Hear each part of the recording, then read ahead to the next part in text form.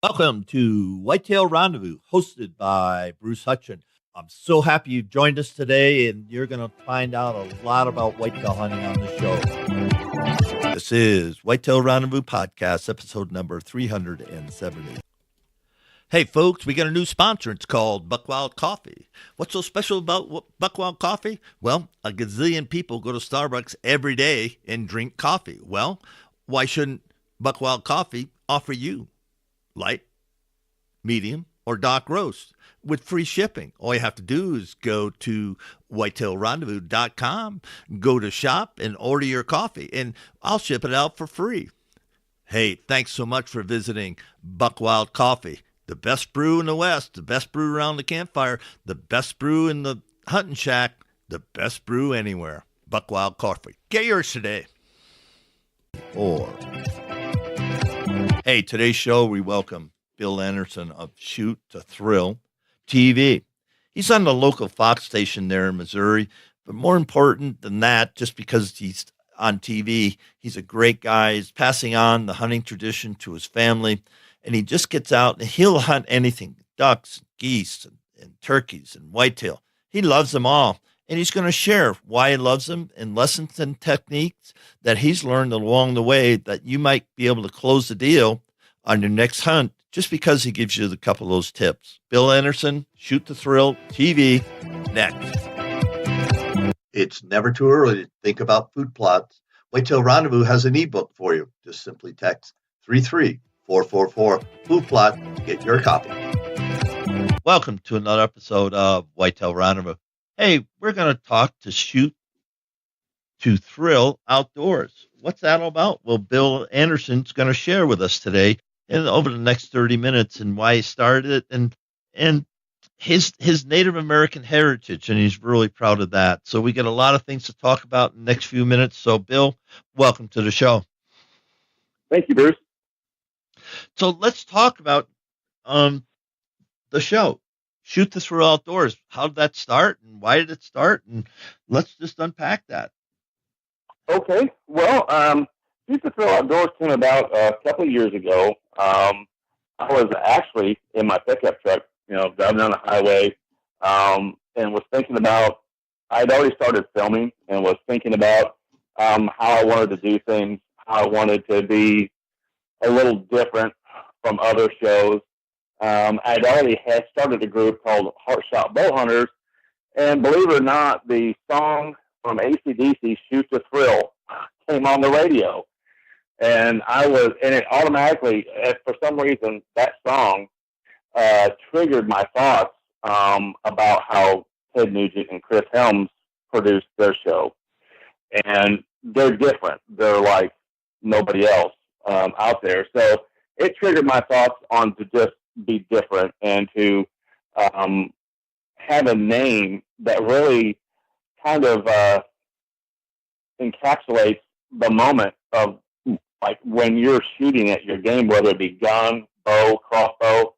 It's such an adrenaline, it's a high, it's a thrill, and when at that moment of impact, you finally can exhale, and so that's how that came about, and the show came about. I have a contract with a local Fox TV network.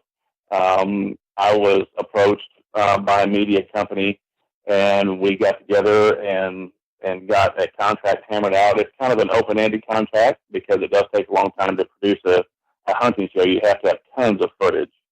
So that's how that came about. So what's about? Let's talk about when somebody goes to view Shoot the Thrill. Is it on Carbon TV, Gen 7, Pursuit channel? What channel is it on? It's actually on my local Fox network, and I've talked to Jody Blackwelder a little bit about Gen 7. That is something that I am going to pursue. Carbon TV, I have contacted, have not actually spoke with them, but I have gotten the gist of what their requirements are. I do have some contact with the Pursuit channel.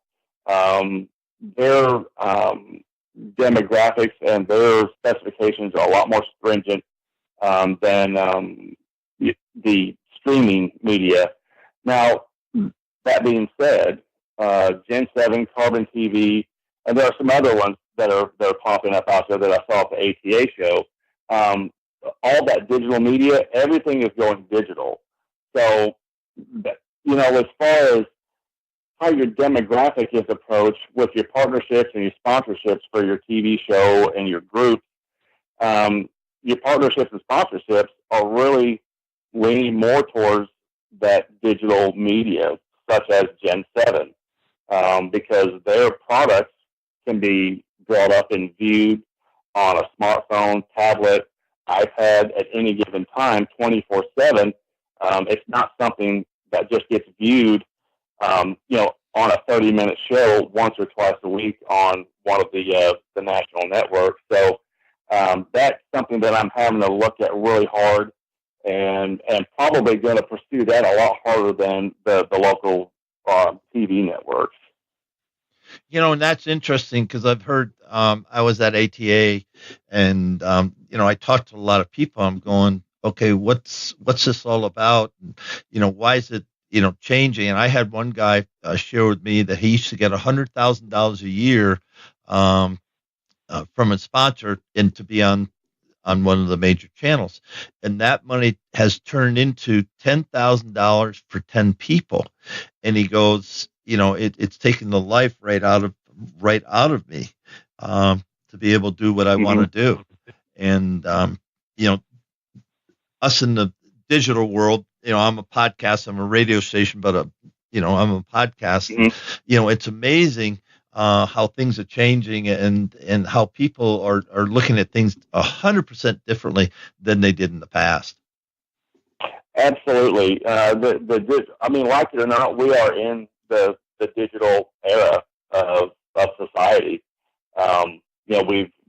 We've become a fast-paced society. You look at McDonald's, any restaurant with a drive-through. Within 3 or 4 minutes, you have your meal, and so it's kind of transcended into most any kind of media, such as what you're doing, even with podcasting. It's just that instant, almost that instant type gratification thing that society has went to. And so your TV shows, like on Netflix, Roku, you pull up, whatever you want to watch at the moment. You don't have to wait for the major TV networks for their scheduling to come on. Say your show comes on Tuesday night at 7:00, whatever your favorite TV show is. You can get on Roku, you can pull it up right now. And that's the way the hunting and fishing industry has headed towards. It would be my guesstimation that even the 3 major hunting TV networks that are national will probably start streaming on Roku as well on demand, because everything is gonna go that way within a period of years. And right now it's like computers and cell phones. It's changing all the time, and sometimes it can be a little stressful to keep up with. But for the most part, digital is where it's at. It's where it's all going. So, what would you say, to somebody that says, "Hey, I want to get in this industry. I definitely want to be part of it." What would you say to them where they should spend most of their time? Behind the camera, video camera. I will put myself out there, and I know this is going to be a little controversial, but I will say this: if you have not self-filmed in a tree or a ground blind, in an archery or gun hunt, it doesn't matter, for whatever game you're hunting, you really haven't challenged yourself, because if you've done that and you've been successful at it, you really pulled something off, because that is very difficult to do with self-filming and having the correct camera angles. Because you really need, other than just your main camera on a camera arm, you need to have, like on my bow, for instance, I have a forward and rear-facing Ultra Pro X camera which captures the shot, captures me drawing the bow back, captures my reaction. And then I have the main camera on the game that I'm shooting. And then I have another camera, Ultra Pro, mounted above me in the tree, capturing the whole thing. And it's when you pull that off, you've really accomplished something, because you've not only, challenged yourself, but you have just beat that animal at all their senses, because you're trying to keep yourself from having as little movement as possible with your camera, which means you really have to be paying attention. For instance, a deer coming in, if you don't see it till it's 20 or 30 yards from you, you're hard pressed to be able to get that camera on that animal unless you've already had that camera pointed, luckily by happenstance in the direction that animal came from. So if you're wanting to get into this, I would say do that. Challenge yourself and put yourself out there. And if you're accomplishing that, then you've done a lot. You really have.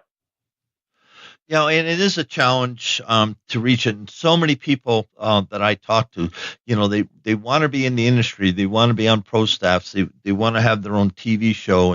And people got to realize it takes a lot of work to get that done. I'm sure you put a lot of work in getting Shoot to Thrill up and running. Absolutely. Yeah.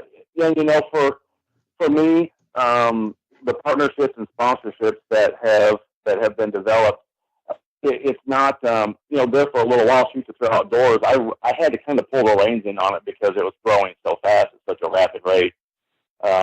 The sponsorships and partnerships that I do have, I'm very grateful for. And I approach those with the attitude, I want to establish a relationship with the owners of those companies. I don't want to just establish a relationship with their product.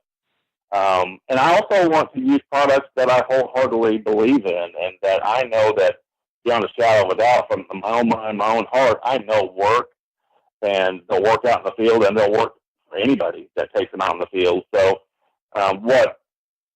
what products that we have, the partnerships and sponsorships that we have, the relationships have come along just awesomely. And I can't say enough about those people. If you approach it from a relational standpoint rather than holding your hand out for dollars, you're going to get a lot farther in this industry, because number one, it's going to mean more to you. It's going to be more gratifying, because then everything else after that will follow, and it takes time. It takes a little bit of time. If it happens overnight, it's not going to be as gratifying. But if you take the time and you build it, and you're not a flash in the pan, and you've taken 2 to 5 years to build something and to get it on its feet to where it's got a real sturdy foundation, and you've got these relationships established that are going to last.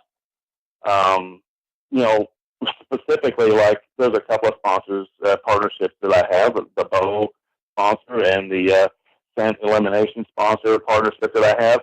I've established a relationship with those companies, and I know that come next season, since I have a personal relationship with them as well, I don't have to wonder, well, are these companies going to be supporting me, in the next fiscal year? I know they're there. So that means a lot to me. And thanks for that. Let's switch it up and let's talk about hunting whitetails and how your 2016 season went. My 2016 season, honestly, was a little bit disappointing to me. I had some kills. I had a bad experience with an outfitter, and I'm not going to name them because that's not what this is about. But I was told that there's a farm that was being held for me and my cameraman and one other specific TV show. We showed up. One of my staff members drove all the way from Nashville, Tennessee. He was going to film me. We got to the lodge, to the cabin. The other TV show showed up, and then come to find out, we did a 12-hour sit, a dark-to-dark sit that first day, and me and my cameraman both, we knew right off the bat that the place had been hunted hard, and there had been some major kills in there, and you could tell. So that being said, prior to that, I was being told by this outfitter to not, because in Missouri you can only shoot one buck before gun season, one after gun season if you're bow hunting. This was a week before gun season when we had this outfitted hunt. So I held off on shooting my buck till I got to that outfitted guided hunt. And I passed up a couple of really nice deer because I was being told I could, was going to get at least a 170 class deer. That didn't happen. We wound up leaving after the second day. So did the others, Joe, and a few other people left as well. That was a hard pill to swallow. I did get 3 doe kills. I did not get my buck kill this year, unfortunately. But those things happen, and there were a couple of people on my staff that had some really nice buck kills this year. One was a South Texas buck kill, and it's a really nice deer. So, that being said, I learned, and I learned to not be quite so dependent on somebody else. Just do things, as it comes, and if opportunity presents itself this year for an outfitter, I'll do more thorough investigating instead of being quite so quick to jump on the bandwagon there. So, Whitetail Rendezvous is pleased to announce a partnership with GoHunt.com. Who's GoHunt.com? Well, if you're a DIY hunter, you need the information at GoHunt.com/insider. Why? Because it provides 4,200 profiles, every unit, every species, and every season. Furthermore, they give in-depth analysis, interactive maps, unit access, and seasonal trends. Draw odds are very important, and they give you the most accurate information in the business. All this is available when you go to GoHunt.com/insider. Make sure you use promo code WR when you join Insider. You'll get a $50 gift card for GoHunt.com Gear Shop. All in all, if you're hunting out west in 2018, GoHunt.com Insider is where you need to be to get all the research information. When you use promo code WR, Whitetail Rendezvous receives a small commission from GoHunt.com. And folks, that's the lessons learned. I learned a long time ago, not every hunt is going to be a great hunt. And, I guess it's a gut check that I've gone to now. If it doesn't sound right, if it doesn't feel right, if the referrals don't work out, just don't go. And you might have to eat your deposit, but it's better to eat your deposit than go and spend 5-10 days. And unfortunately, that happened to me only once in my career. But I just knew from the get-go when I wasn't met at the airport up in Canada that the whole thing was south, and I would have been smarter just to say,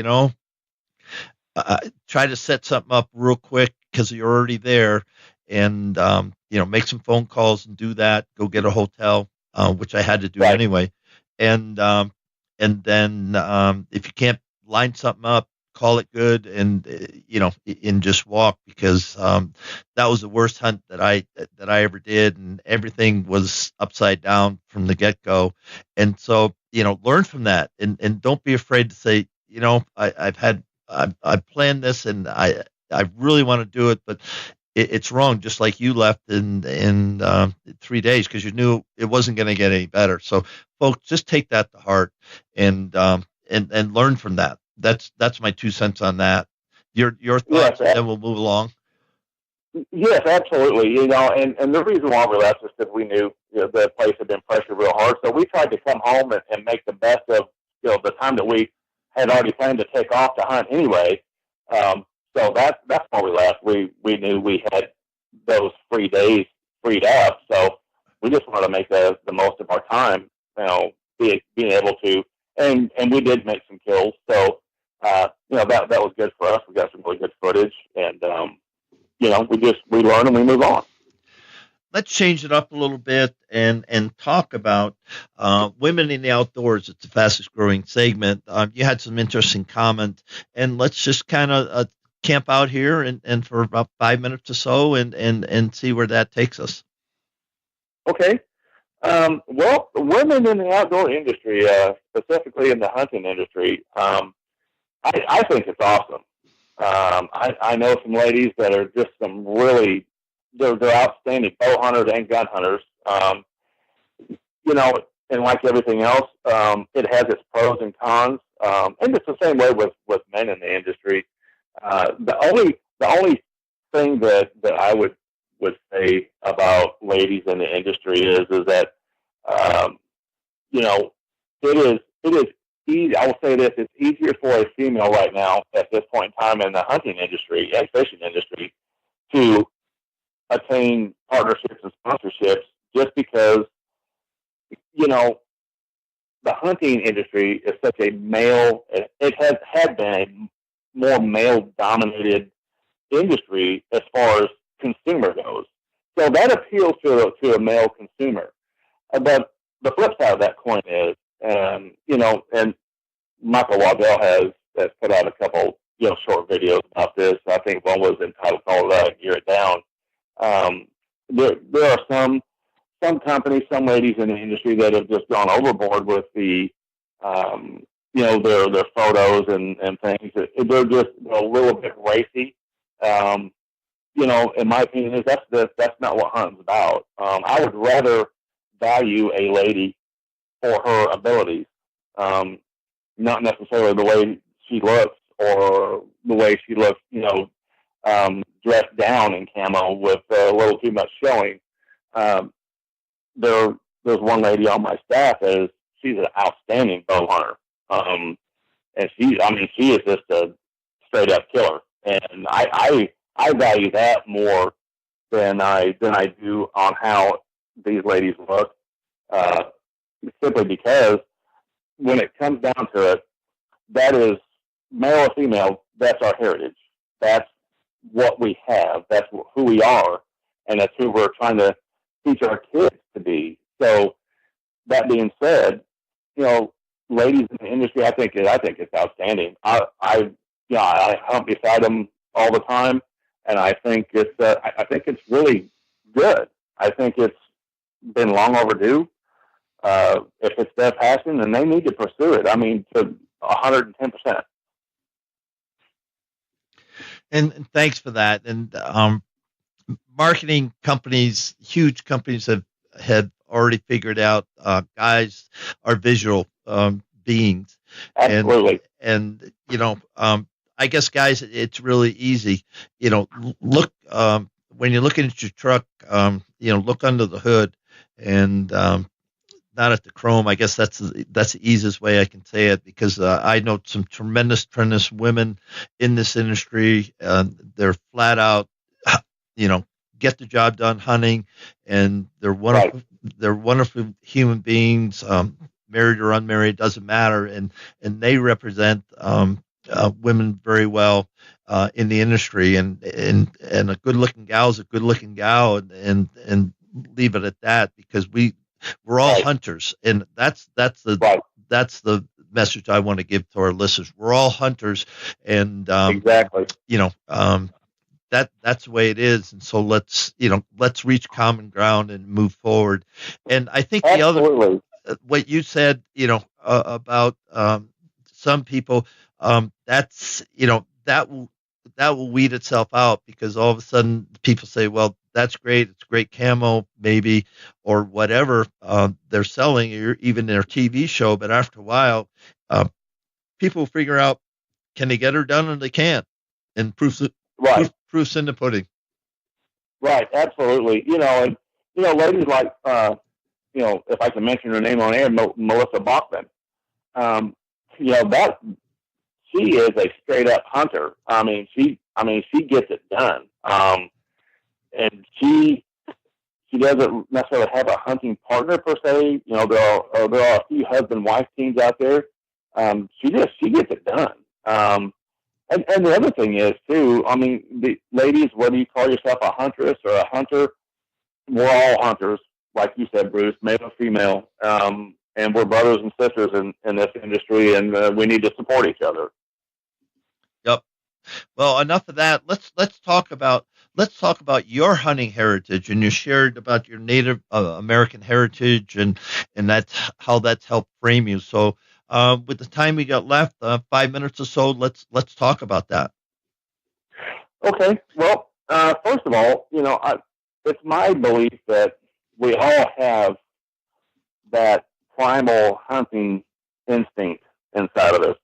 Um, I think sometimes it takes something in life that triggers that opens that up. And then there are some people like myself. I mean, I realized my heritage a long time ago. I have a Apache and Eastern Cherokee in my bloodline. Um, it's just something that I can honestly say that I literally crave, and it's something that for me, it's just I teach my kids to hunt and fish. I It's just part of I study um, my Indian, my Native American, if you will, heritage online. I look at things all the time, and I I just think that is there. That instinct is there for everyone. I think we're born with it. I think there are people, they know it's there, but they don't know what to do with it. Even I've met people, they want to say they want to eat better. They want to eat organically, but they don't know how to go about doing it. Like my recommendation is to learn how to hunt. I'll teach you how to shoot a bow, teach you how to shoot a gun. That's organic. To some people, eating organic is buying organic food in the grocery store, which I do from time to time. But the best organic um, food that on the planet out there is venison, whether it be elk, white-tailed, mule deer, axis. It's the best for you, and that's actually what we as humans. It's what we were intended to eat. Um, a lot of things that have come about have gotten so far away from any kind of Native American heritage. As far as I mentioned fast food earlier. Fast food that's not what our heritage is about. So um, as much venison, the renewable resource that we have, as I can keep in my freezer, that's what I'm going to do. So And thanks for that. And we're at the time of the show now that you get a couple minutes to give some shout outs, and then we got to move on. okay. Well, if I could, I'd like to thank some of my partnerships and sponsors: Obsession Bows, Scent Capture, Luminox, Slacker Broadheads, QAD. I thank you so much, Black Eagle Arrows. I can't say enough about those companies and their support for me and Shoot to Thrill Outdoors and my staff. It's just the relationships are just they're awesome. They're phenomenal. Anybody else? Well, I'd like to thank you, Bruce, for having me on your podcast. It's a blessing and an honor. And I thank you so much. Well, on behalf of thousands of listeners across North America, um, Bill Anderson, thank you so much for sharing Shoot to Thrill Outdoors with my listeners today. And again, if they want to get in touch with you, the best way is Facebook again. Yes, Shoot to Thrill Outdoors, the TV page, and then my personal page, my Bill Anderson page. Also have a group page, Shoot to Thrill Outdoors, and outdoors on both of those is spelled with a Z, not an S, to kind of set it apart from all the other outdoors pages. So feel free to contact me on those or private message me on those. Well, Bill Anderson, thank you so much, sir, for being a guest. Yes, thank you, Bruce. I've enjoyed it. It's been a good time. Hey, folks, we got a new sponsor. It's called Buckwild Coffee. What's so special about Buckwild Coffee? Well, a gazillion people go to Starbucks every day and drink coffee. Well, why shouldn't Buckwild Coffee offer you light, medium, or dark roast with free shipping? All you have to do is go to whitetailrendezvous.com, go to shop, and order your coffee, and I'll ship it out for free. Hey, thanks so much for visiting Buckwild Coffee. The best brew in the West, the best brew around the campfire, the best brew in the hunting shack, the best brew anywhere. Buckwild Coffee. Get yours today. On the next episode of Whitetail Runner, we're going to head to Wisconsin, Fond du Lac area of Wisconsin, and meet up with Lee Snyder. Lee's a good friend of mine on the pro staff for Grandpa Ray Outdoors, John O'Brien, who's been on the show a number of times. Lee's got a company called Boot Tracks Adventures, and that's what it's all about. When you hit the snow, when you hit the mud, you're going to leave tracks. Well, his tracks lead to adventures, and he's got a bunch of them. If you've ever thought about fishing or spearing sturgeon, he's got stories about that. And he's got stories about the good, the bad, and the ugly. Going to be a great show. Stay tuned for Lee Snyder, Lee Snyder. Thanks for joining us. Be sure to tune in tomorrow for another episode of Whitetail Rendezvous, where you can listen and learn from the experts so you can be more successful on your next hunt. Until next time, listen, learn, and succeed.